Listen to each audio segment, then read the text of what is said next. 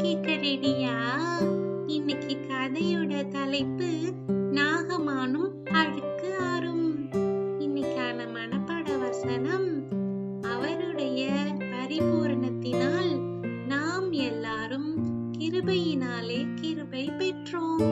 யோவான் 1:16.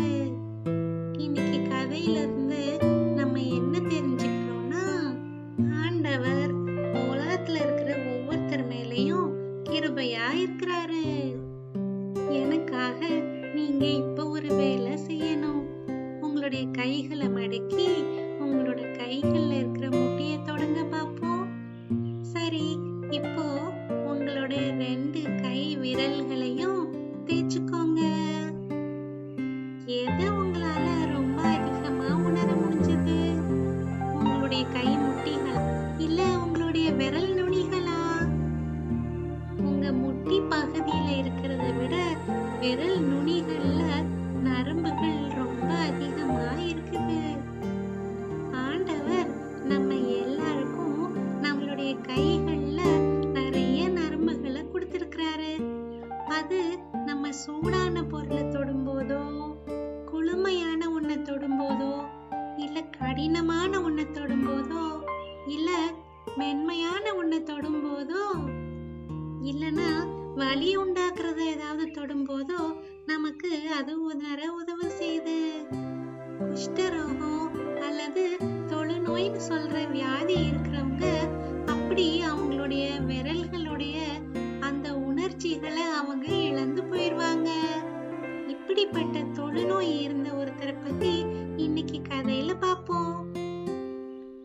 நாகமான் அப்படின்னு சொல்லி சீரியா தேசத்துல ஒரு படை தளபதி இருந்தாரு. அவரு நிறைய யுத்தங்களை சந்திச்சு அதுல அவர் ஜெயிச்சிருக்காரு. அதோட அவரு ராஜாவோட சிறந்த நண்பர். ஒரு நாள் அந்த நாகமானுக்கு உடம்பு சரியில்லாம ஆயிருச்சு. அவருடைய தோல் காஞ்சு போன மாதிரி ஆயிருச்சு. அது வறண்டு போய் வெள்ளை கலரா மாறி இன்னும் உதிரவும் ஆரம்பிச்சிருச்சு. இன்னும் தொட்டா இது எங்க இருக்கு அப்படிங்கிறத உணர்ற உணர்ச்சியை கூட இழக்க ஆரம்பிச்சிட்டாரு. எந்த மருத்துவராலையும் குணப்படுத்த முடியாத தொழுநோய் அப்படிங்கிற வியாதி நாகமானுக்கு வந்துருச்சு.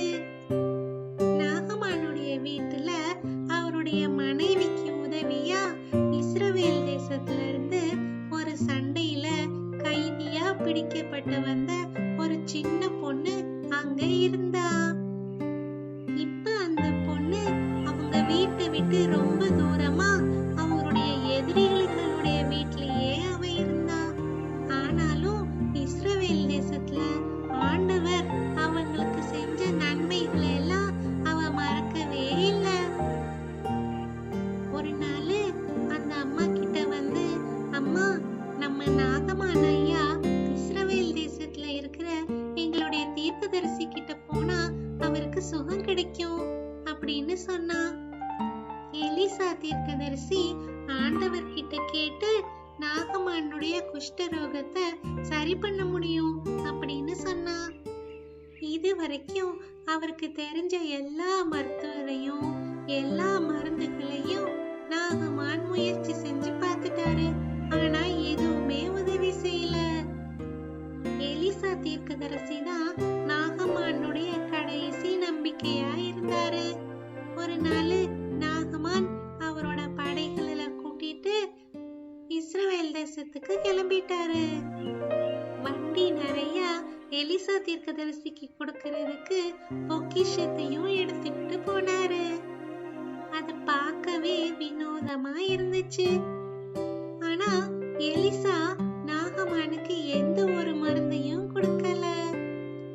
ஆனா எலிசா தீர்க்கதரிசி அவருடைய வேலைக்காரரை அனுப்பி நாகமான அந்த ஊர்ல இருந்த யோர்தான் அப்படிங்கிற ஆத்துல போய் முங்க சொன்னாரு. இதை கேட்ட நாகமானுக்கு ரொம்ப கோவம் வந்துருச்சு. எலிசா தீர்க்கதரிசி வந்து அவரை பார்க்கவும் இல்லை, அவர்கிட்ட பேசவும் இல்லை. எலிசா தீர்க்கதரிசி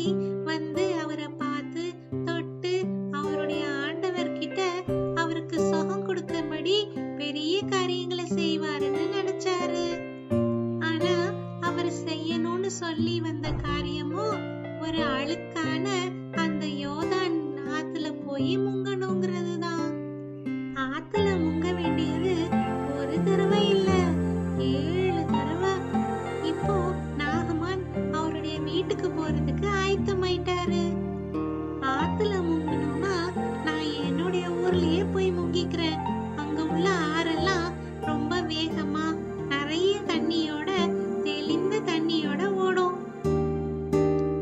ஆனா அந்த யோர்தான் ஆறு ரொம்ப அழுக்கா மண்ணு கலந்த தண்ணியோட கொஞ்சமா அங்க பாஞ்சிட்டு இருந்துச்சு.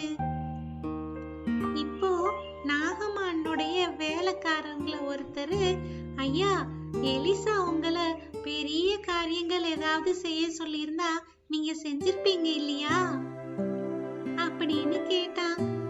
நாகமான், ஆமா, கண்டிப்பா, நான் பெரிய பெரிய நாடுகளையே கைப்பற்றியிருக்கேன், இத கூட செய்ய மாட்டேனா அப்படின்னு அந்த வேலைக்காரன் கிட்ட சொன்னாரு. அப்போ இந்த கஷ்டமே இல்லாத வேலைய நீங்க ஒரு தடவை செஞ்சுதான் பாருங்களேன் அப்படின்னு அந்த வேலைக்காரர் சொன்னாரு. நாகமான் கொஞ்ச நேரம் யோசிச்சு, சரி, ஆண்டவருடைய தீர்க்கதரிசி சொன்ன இந்த விஷயத்த நான் செய்யறேன் அப்படின்னு அங்கிருந்து புறப்பட்டாரு. யோர்தான் ஆத்துக்கு போய் அந்த தண்ணியில 6 தடவை முங்கி எழுந்திருச்சாரு. 6 தடவையும் ஒண்ணுமே நடக்கல. ஆனா 7வது தடவை அவர் தண்ணியில இருந்து முங்கி எழுந்திருக்கும் போது என்னமோ மாறி இருந்துச்சு. காஞ்சு போய் கொட்டுற மாதிரி இருந்த வெளுத்து போன அந்த தோல் மாறி போயிருந்துச்சு. ஒரு ஆரோக்கியமா இருக்கவரோட தோல் மாதிரி அவருடைய தோல் இப்போ அழகா மாறிடுச்சு. இந்த மாற்றம் வெளிப்புறமா அவருடைய தோல்ல மட்டும் இல்லாம அவருடைய மனசுலயும் ஏற்பட்டு இருந்துச்சு. இஸ்ரவேல் தேசத்துல அவங்க வணங்குற தெய்வம் தான் உண்மையான தெய்வம் அப்படிங்கறது நான் தெரிஞ்சுக்கிட்டேன் அப்படின்னு நாகமான் சொன்னாரு. உண்மையான அன்பான தேவனுடைய அன்பு மட்டும்தான் அடிமையா இருந்த ஒரு பொண்ணால அவங்களுடைய எதிரிகளுக்கிட்ட அன்பை காட்ட வைக்க முடியும். உண்மையான ஆண்டவருடைய வல்லமையால மட்டும்தான் அவருடைய தீர்க்கதரிசியான எலிசா மூலமா சுகமளிக்க முடிஞ்சது. ஆண்டவருடைய கிருபையாலதான் வெளிநாட்டுல இருந்த ஒரு நோயாளியினுடைய சுகவீனத்தை மாத்த முடிஞ்சது. ஆண்டவர் அவருடைய கிருபையான பரிச நம்ம எல்லாருக்கும் தரணும்னு ஆசைப்படுறாரு.